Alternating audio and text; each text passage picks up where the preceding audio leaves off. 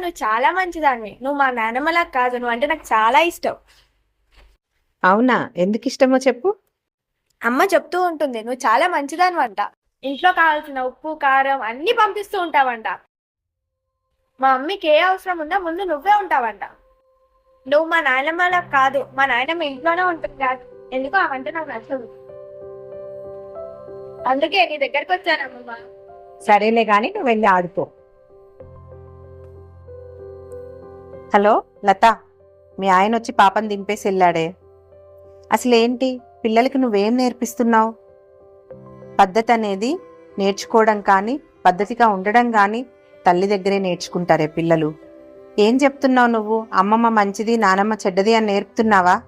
ఇప్పుడేదో నేను ఇచ్చే ఉప్పు పప్పులు గొప్పవని, మీ నాయనమ్మ ఏమీ చేయదని పిల్లలకి మైండ్లో నూరిపోస్తున్నావా?